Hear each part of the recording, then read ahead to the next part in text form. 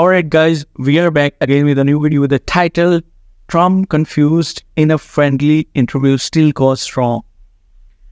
Every day Trump interview is going wrong, quickly going bad. I don't know what is going on.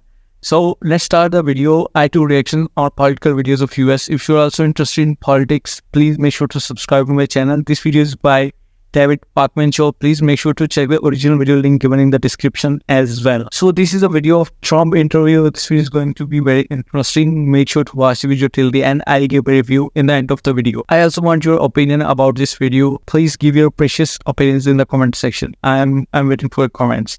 Let's start the video. Here we go.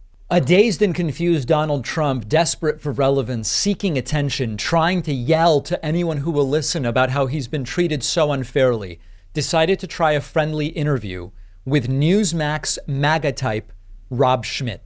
Unfortunately, it did not go well. Trump extraordinarily confused and visibly disoriented during this one, once again making up words after he gave every indication that his brain was glitching as it often does, talking about supply change. That's right, not climate change, not the supply chain, but supply change. Take a look at this. If you're watching, pay particularly close how Trump's expression is that vapid looking into the middle distance sort of thing that happens at rallies when he glitches badly.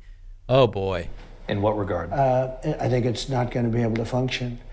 I think it's, look at even things like supply change, things we never even heard about. You never heard that term. Everything worked. That's right. The term supply change is not one that we used to hear because Trump made it up. He apparently, Trump is not the most cunning linguist out there, but apparently a slick portmanteau of supply chain and climate change. And Trump continuing to be very shaky cognitively during these interviews. He then was asked about the border bill, which we talked about earlier. And Trump is now cynically and egocentrically claiming that the entire bill, even though it's a bill that Republicans wanted, it's a bill that Republicans negotiated, it's a bill that Republicans got a lot of what they wanted on, Trump says the bill is a trap. It's so hard to believe this crap. And you have Republicans itching to sign off on this in the Senate. I mean, well, it's hard to believe because I think it probably would mean the end of their career. This is a Democrat trap. It's a trap for Republicans that would be so stupid, so foolish to sign a bill like this. This bill can't be signed. And it's not only that, it's massive amounts of money going out of town, as we say, going out of town, billions and billions and billions of dollars. And it's so bad on the border. I've never seen anything like it. Actually, it's one of the worst, one of the dumbest bills I've ever seen. I think it's dead, totally dead at the House. I think they have... All right. So let me tell you what this is really about. We talked about it earlier. Trump doesn't want any problems fixed when he's not in power. That's all it is. It's not good for him. If indeed they fix... Now, this is a separate conversation from whether these are problems that need fixing. That's not the point of this segment. But Trump and some Republicans have identified supposed issues on the border. They claim everything's different under Biden than it was under Trump. We need a stat right away. We got to fix this. So if it gets fixed, or if a bill is passed and Republicans start taking credit, they start running in November, right? We get to the summer, we get to September, October, November, and Republicans are running on, hey, you know what? We got a bill done. We told Joe Biden and Democrats, here's what we need. We're going to include it in the bill. We're going to fix it. If they run on that, how can Trump simultaneously run on, well, the border is a disaster? Sir, didn't your very own Republican colleagues get a bill through to fix this issue? It's not good for Trump for that to be the case. So that's a significant portion of why Trump opposes this thing. He wants to be involved in all of it, bottom line. Trump also, again, weighing in during this softball interview gone wrong about our elections. He says our elections are very unsafe. What does he mean by that? And you've got you have a country that's funneled millions to the Biden family that's going to meddle in this election to your disadvantage. I mean, that won't be a big story. Not that we're surprised. Well, what do you do about China? I think that will happen. Yeah. I think we have to swamp them. And I think right now we are. If you look at the polls, we're beating them so badly. But we have to swamp them. China will be involved. Others will be involved too. Our elections are very unsafe. They're not free. They're not free and fair. There's so much evidence. There's so much proof. We have it all. Nobody wants to hear about it. But if we don't have free and fair elections and strong borders, we don't have a country. As usual, not providing any of the evidence and seemingly unwilling to give the evidence in any of those 63 lawsuits that he filed in the aftermath of the 2020 election. Our elections are only unsafe to the degree that Trump supporters make them unsafe, to the degree that MAGA Republicans try to steal elections. Trump is that still they saying lost, the elections and to the are degree unsafe. That Trump tried to remain in office even after losing to Joe Biden. That's the only lack of safety I see. It's the armed MAGAs intimidating just outside the minimum perimeter at the polling places. That's what makes these elections unsafe. Okay, Trump also weighing in on his polling. And here's a little bit of a discussion on the primary. This is supposed to be an easy interview that helps Trump. It really does much the opposite. I want to talk about you're trying to still become the nominee at this point. It seems pretty secure. The funniest thing would be you're still trying to become the nominee at this point, which seems pretty insane. But no, it seems pretty secure, which is also true. You turned down the RNC. They were going to just effectively anoint you as the candidate.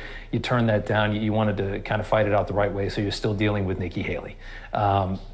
What is the Nikki Haley support base in your mind? It feels to me that she's getting, I think, at least some financial support from people that will never vote for her. From Democrats. That want to bruise you up before you get to Joe Biden. She's being supported by Democrats and by, I don't even say never Trumpers. There aren't that many never Trumpers anymore, but she's being There's actually quite a few never Trumpers, more than ever, I would argue. supported by Democrats, and she was in New Hampshire, and she was in Iowa. Are you going to So vote in for Iowa, Trump? I had the biggest election victory in the history of nobody. If you are a Trump supporter, please write Trump 2024 in the comment section. In the history of the New Hampshire primary, that's a long time. That's many, many years, right? Many decades. She got trounced. She walks onto the stage, says, "Oh, this was a wonderful night," but it wasn't a wonderful night for her. It was a wonderful night for me. No, we're beating her very badly, and I hear we're beating her very much in South Carolina. And I tell you, Tim Scott has been better. I said, "You've been better for me than you've been for yourself." He became a dynamo. He was a little bit low-key when he ran for himself. For me, he has been incredible. I mean, he's been so He even got engaged to potentially be more palatable to MAGA world as a high up. strong and wonderful. One of you you're considering for vice president. Well, he's on the list. One of a lot of names. We have a lot of great names. We have a lot of great Republicans. Now remember, Trump said a couple weeks ago, I've already made my pick for VP. It's very interesting. Was that a lie? Because when Rob Schmidt says, are you considering him? Trump doesn't say what he said the other day on Fox News, which was, I've already decided who will be my VP. Did he change his mind? Was it a lie then? Is he obfuscating now? Who the hell knows? But I called him. I said, you were much better for me than you were for yourself. He's done a very good job. Let me ask you about the RNC. There's a lot of criticism. The fundraising is an issue. Hasn't been a good past couple election cycles at all. 2022 should have been far better than it was. I think we can all agree on that. Is it time for Ronna McDaniel to step aside? Well, I think she knows that. I think she understands that. And, as far as me is concerned, as far as I'm concerned, I endorsed almost 100% of the Republicans that I... All right. So here Trump gets into the whole thing that's going on with Ronna McDaniel. Is she in? Is she out? Whatever. These are supposed to be easy interviews, and Trump only reveals he doesn't know what's going on. This is a very His easy instincts are full interview. of disaster. He's lying constantly, either lying before or lying now. And this is an easy interview. Never mind the ones where he gets confronted, which we've already discussed. Next, let's discuss what's going on with Senator James Lankford. And Well, this was a video. What do you think about Trump, this interview? In my opinion, this interview was completely easy for Trump. And he said Nikki Haley is supported by, the Democrats. I don't know what's going to happen in the upcoming days with Trump trials and what is going to happen in November 2024 with the upcoming elections. The situation becoming interesting day by day. So what is your opinion about this interview? You can tell me in the comment section. In my opinion, why did Trump interview goes bad? I never heard on social media, but an interview goes bad. why everything goes bad with Trump. Please comment below about your opinion about this interview. I'm waiting for your comments. I'll see your comments. I'll read your comments. And please, if you like my video, make sure to subscribe to my channel. And please excuse my accent. I'm not a native speaker.